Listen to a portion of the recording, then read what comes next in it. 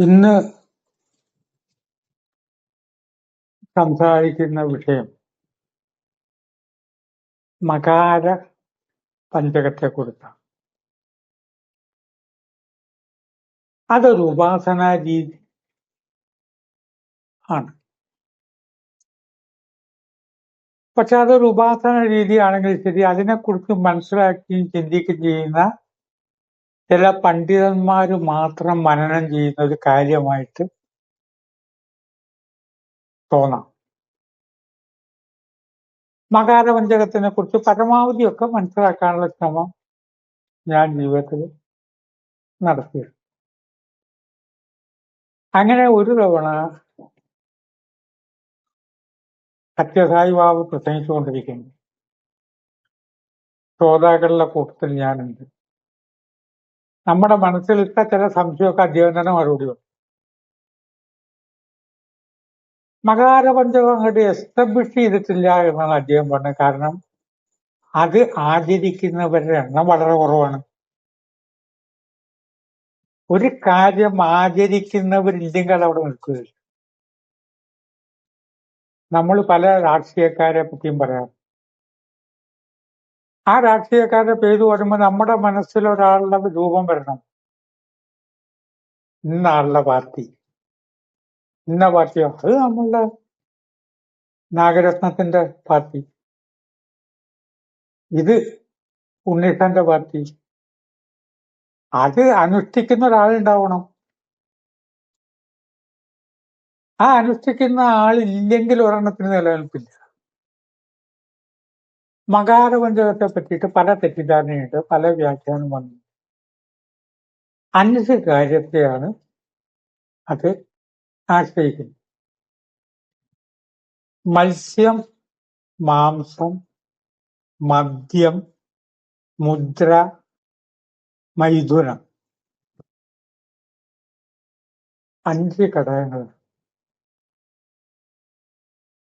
മത്സ്യം കഴിഞ്ഞിട്ട് മാംസവും പറയും. മത്സ്യമാംസങ്ങൾ എന്ന് നമ്മൾ സാധാരണഗതിയിൽ പറയാറുണ്ട്. ശരിക്കും മത്സ്യം മാംസമല്ലേ? ഇത് രണ്ടും ഒന്നല്ലേ? വ്യത്യാസം. ആ വ്യത്യാസം വളരെ ഡീപ്പായിട്ട് നമ്മൾ പറയേണ്ട വിഷയമാണ്. പെട്ടെന്ന് പറഞ്ഞാൽ തീരുന്നു.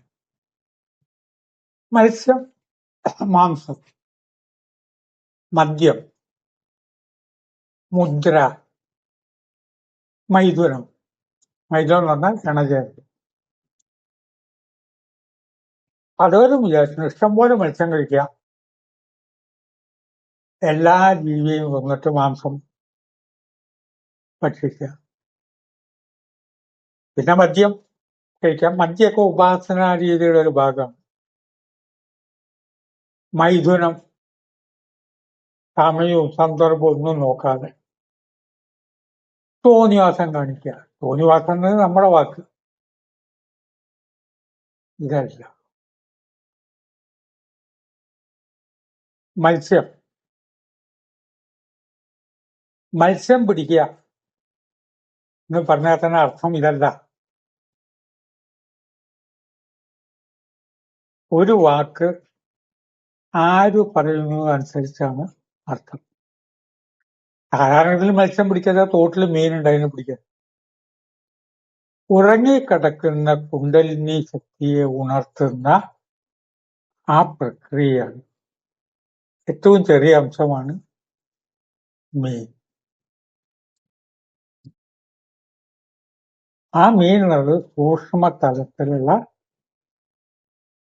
നമുക്ക് ചിന്തിക്കാൻ പറ്റുന്ന ആദ്യത്തെ ജീവിയാണ്. മദ്യം എന്ന് പറഞ്ഞിട്ടുണ്ടെങ്കിൽ ആജ്ഞാചക്രത്തിന്റെ ശക്തിയെയാണ് വിളിക്കുന്നത്. മദ്യം,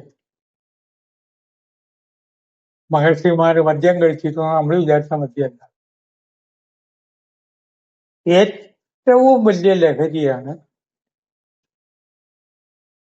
ആനന്ദ ലഹരി. ശിവശക്തിയുമായിട്ട് നമുക്ക് ബന്ധപ്പെട്ട് കിട്ടാവുന്നതിൽ വെച്ച് വലിയ ലഹരിയാണ്. ഈ ലഹരി കിട്ടാനാണ് നമ്മളിപ്പോ ഈ ചെയ്യുന്നതൊക്കെ. ഒരു ചായ കുടിച്ചത് മുതൽക്ക് എല്ലാം ലഹരി കിട്ടാനാണ്. സിനിമ കാണാൻ പോണത് ലഹരി കിട്ടാൻ ഒക്കെ ലഹരി. അതിന് പല തലവുണ്ട്. റേഞ്ച്, ബീഡി, സിഗരറ്റ്, പുകയില, മദ്യം, ബിയർ, ശക്തി കുറഞ്ഞ മദ്യം, പിന്നെയോ ശക്തി കൂടിയത്. അതിൻ്റെയൊക്കെ ഇരട്ടി ശക്തിയുണ്ട് ഇന്ന് വിളിക്കുന്ന ചില മയക്കുമരുന്നുകൾ. അത് അമിതമായി കഴിച്ച ഒരു സ്ത്രീയും പുരുഷനെ പറ്റിയിട്ട് അനുഭവം പറഞ്ഞു. വെള്ളം കണ്ടപ്പോ വെള്ളത്തിലേക്ക് അങ്ങോട്ട് ചാടിയിത്തരം. അമിതമായി ചാടിയിട്ട് വെള്ളത്തിൽ നിന്ന് പൊന്തിയിട്ട് ഇവർ രണ്ടുപേരും കൂടി കെട്ടിപ്പിടിച്ച് നിർത്താൻ വെക്കുക വെള്ളത്തിൽ. നമുക്കൊക്കെ സാധാരണഗതിയിൽ സങ്കല്പിക്കാൻ കഴിയാത്തതിന്റെ അപ്പുറത്തെ ലഹരിയാണിത്. അതിനെ 1 കോടി കൊണ്ട് ഗുണിക്കുക. ഇതിനെ അതാണ് ഭക്തി ലഹരി. 1 കോടി കൊണ്ടൊന്നും ഗുണിച്ചാൽ പോരാ. പരമമായ ജ്ഞാനത്തിലൂടെ നമുക്ക് കിട്ടുന്ന ആ വലിയ ലഹരിയാണ് അത്. ആ ശ്രദ്ധ ഉണ്ടാവണം, അറിവുണ്ടാവണം. ഈ പറഞ്ഞത് ലഹരി അല്ലാന്നാ പറഞ്ഞത്. അതിന്റെ മുകളിലാണ് പരമഹംസര് പറഞ്ഞിട്ടുണ്ട്, രമണ മഹർഷി പറഞ്ഞു തന്നിട്ടുണ്ട്, പല ആചാര്യന്മാരും നമുക്ക് പറഞ്ഞു. ഇതുപോലെ മദ്യം, മത്സ്യം, മാംസം, മൈഥുനം എന്ന് പറഞ്ഞാൽ ഞാൻ വിചാരിച്ച എണചേരലേ അല്ല. മസ്തിഷ്കത്തിനകത്ത് പരാശക്തിയുണ്ട്, ശിവനുണ്ട്. രണ്ടുപേരും കൂടി യോജിക്കണം. യോജിക്കുമ്പോ അവർ നൃത്തം ചെയ്യും. നമ്മുടെ മസ്തിഷ്കത്തിൽ ഏത് വികാരവും അതിന്റെ പാരമ്യത്തിലെത്തുമ്പോൾ അത് നൃത്തമായി മാറും. ഭ്രാന്തെടുത്ത് മുദ്രാവാക്യം വിളിക്കുമ്പോൾ ഡാൻസ് ചെയ്യണമായിരുന്നു. വളരെ ഭ്രാന്തെടുത്ത് സംസാരിക്കുമ്പോ കയ്യും കലാസ്യം കാണിച്ചുകൊണ്ടാവും നൃത്തം. ഇതാണ് ശിവശക്തി നൃത്തം ചെയ്തുകൊണ്ടിരിക്കുന്നത്, പരാശക്തി പുറത്ത്. ഇവര് തമ്മിൽ യോജിക്കണം. ആ യോജിക്കുന്നതിന്റെ ബാഹ്യമായ രൂപമാണ് കാവടി. കാവടി എന്ന് പറഞ്ഞാൽ എന്താണ്? റൗണ്ടാണ്. തലയിൽ കാവടി വെച്ചാൽ ഒരു കൃത്യമാണ്. കാവടിയുടെ രൂപമാണ് നമ്മുടെ ശിരസിന്. ഈ മകാരപഞ്ചകത്തിലെ ഓരോന്നിന്റെയും വ്യാഖ്യാനം മനസ്സിലാക്കാതെ മീൻ കൂട്ടുക, മാംസം തിന്നുക, മൈഥുനം എന്ന് പറഞ്ഞാൽ ഇതാണപ്പം. മുദ്ര എന്ന് പറഞ്ഞാൽ നമ്മൾ വിചാരിച്ചതല്ല. ഒതുക്കം, അച്ചടക്കം. സത്സംഗ സമയത്ത് ശ്രോതാവ് ഇരിക്കേണ്ട ഒരു ഇരിപ്പുണ്ട്. പറഞ്ഞു നിത്യജീവിതത്തിലെ കോൺവെർസേഷനിൽ ഞാൻ ശ്രദ്ധിക്കാറുണ്ട്. എതിരാളി കൈ അവിടെ വെച്ചിരിക്കുന്നു, അയാളുടെ കണ്ണ് എങ്ങോട്ടാ പോണത്, ഞാൻ പറയുന്ന ആൾ ശ്രദ്ധിക്കുന്നുണ്ട്. അയാളെ തലക്കകത്ത് ഒന്നും ആവില്ല,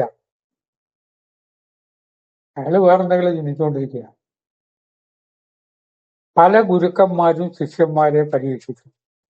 കയ്യവിടെ, കാലവിടെ, അയാൾ ശ്രദ്ധിക്കുക.